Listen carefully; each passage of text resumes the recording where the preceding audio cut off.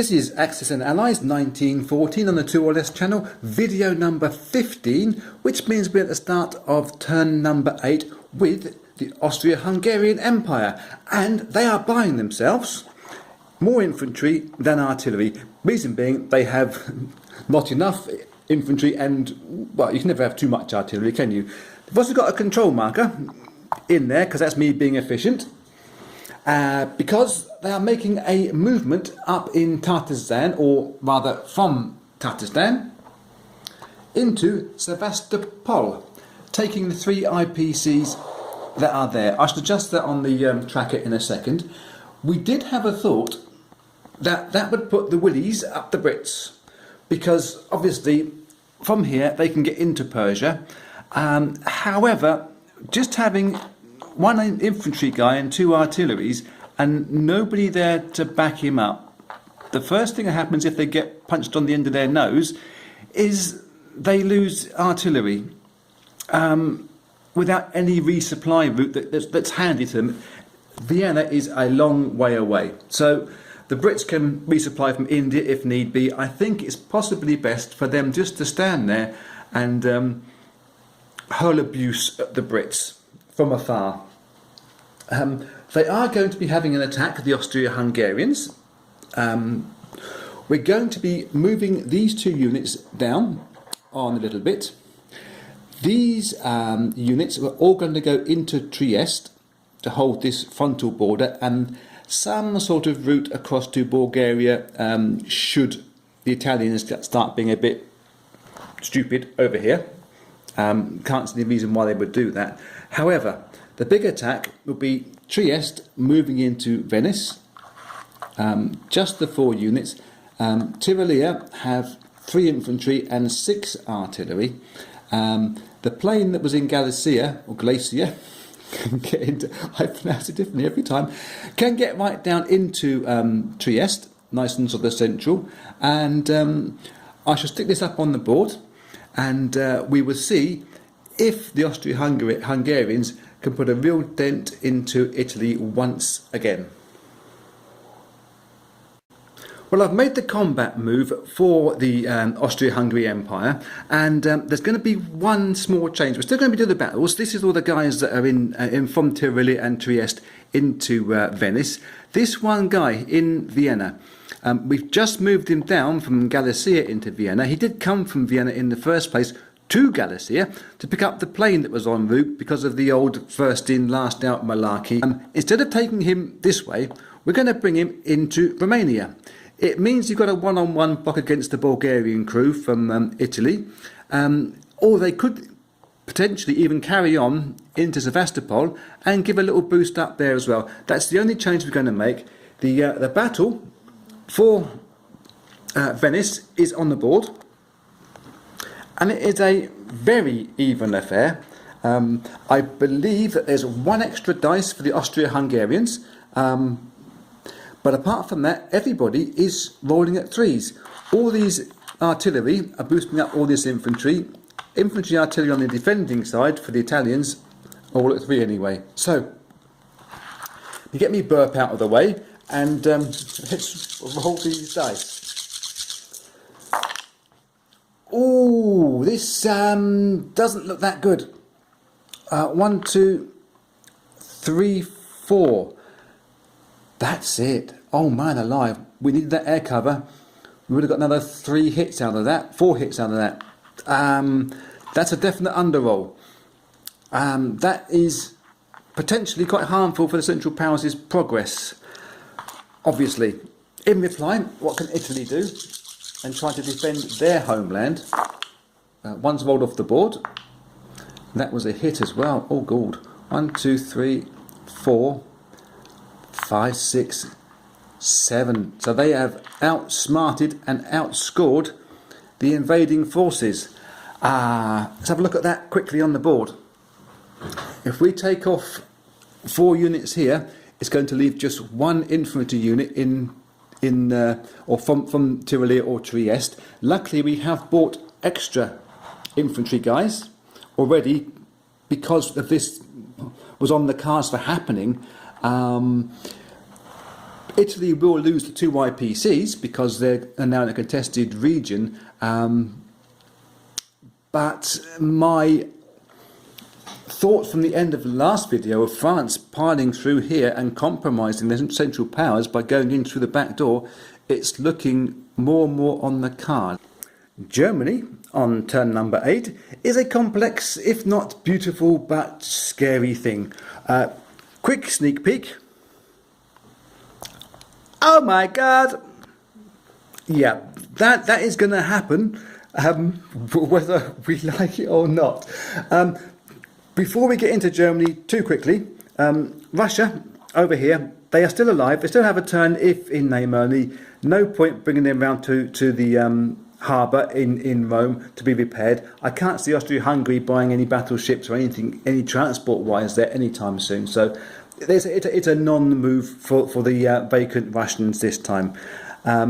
Germany themselves are going to buy themselves a dozen infantrymen. They have concentrated far too much on mechanical devices, planes and tanks. They are short of the cheaper units at the front. It's starting to tell now. So we've got to make a very rapid expansion program as far as infantry are concerned. We'll nip up north 1 second. While we're here, Germany's version of the French's Operation Money Grab, they're also continuing that around into Finland to grab those 2 IPCs. I shall just chuck everything there roughly to remind me.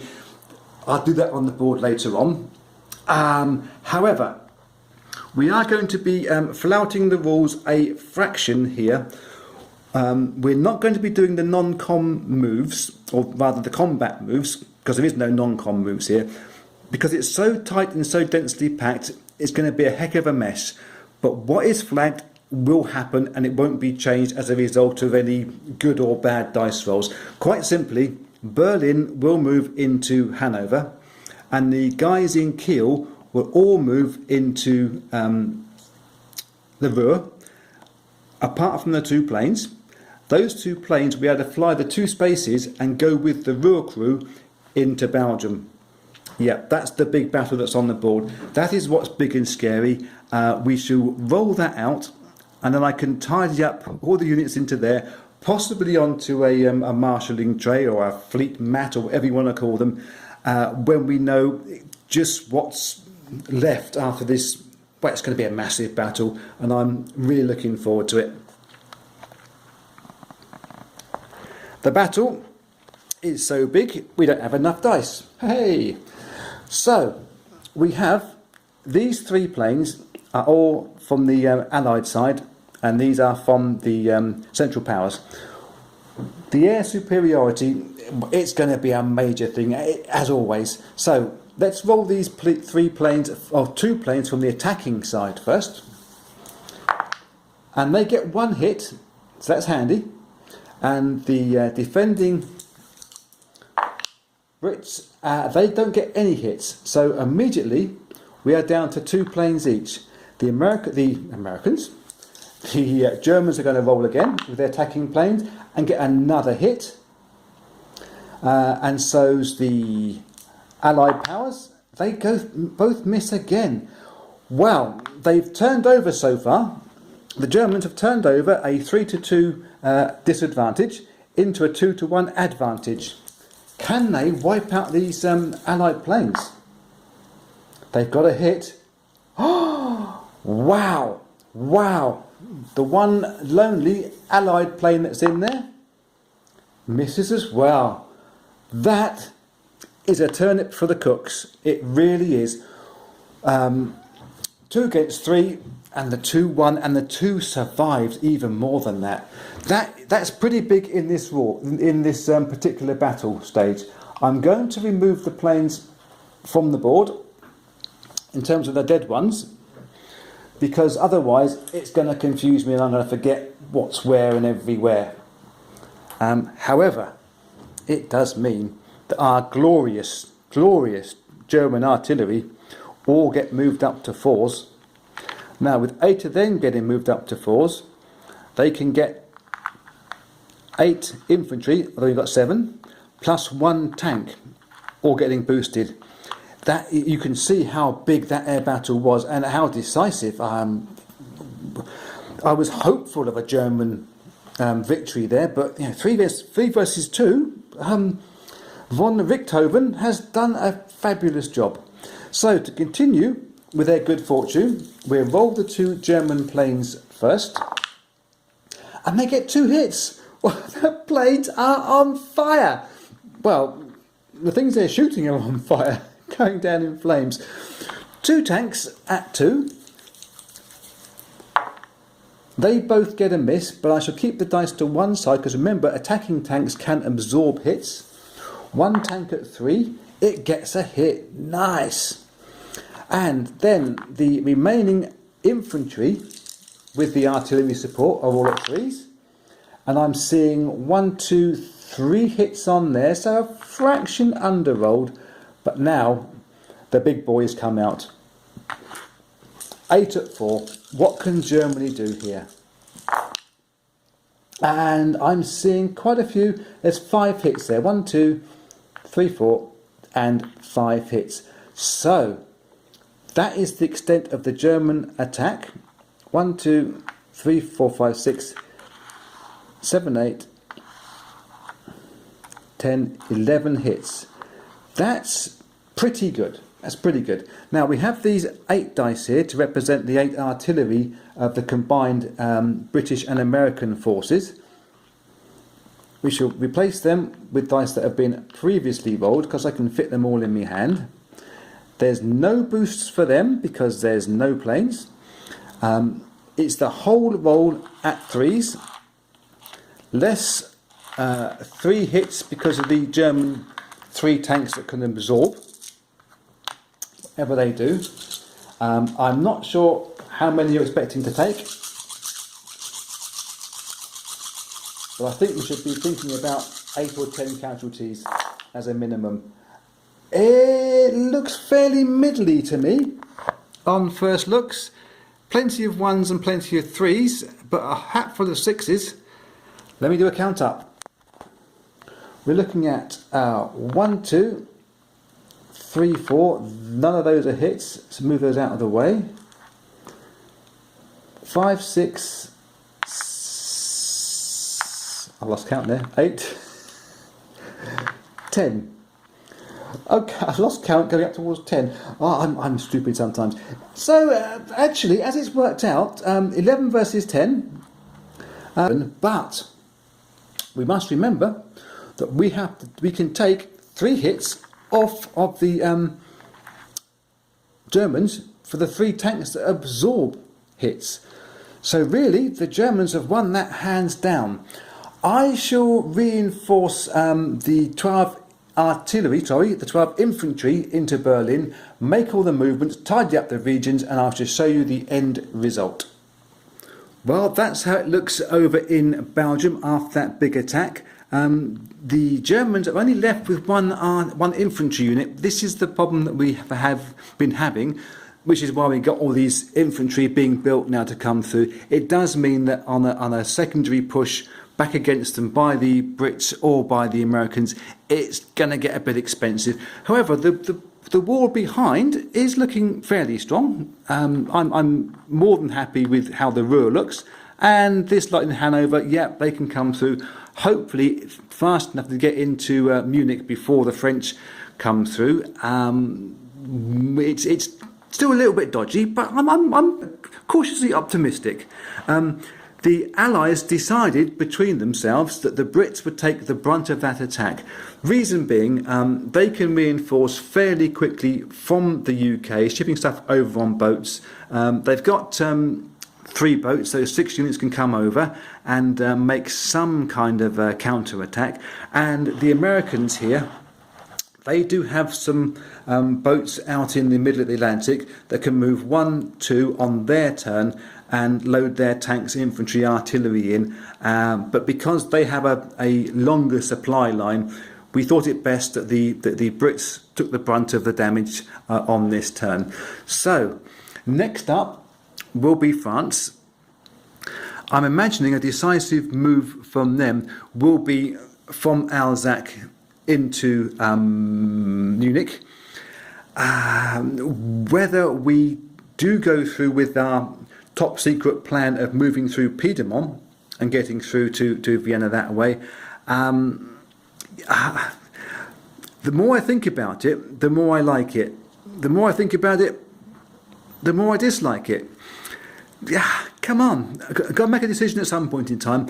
What I might have to do is throw the dog up in the air and see which way she lands. Well, we've had to make some important and tough choices for France here in turn 8. And for a round that started off with a bit of a bang and then really exploded in the middle, it's going to fizzle out in the mid-term, I think. With France, they're not going to be attacking. It's not a move where they're being overly cautious or overly defensive. They're just more thinking about the hiccup in forces that has been the blight of perhaps, if not just Germany, Italy as well had that same hiccup beforehand, where there isn't enough forces coming through to fill in the gaps because we've deviated some forces left and right of our objective. And we're going to be actually splitting our forces up a little bit here.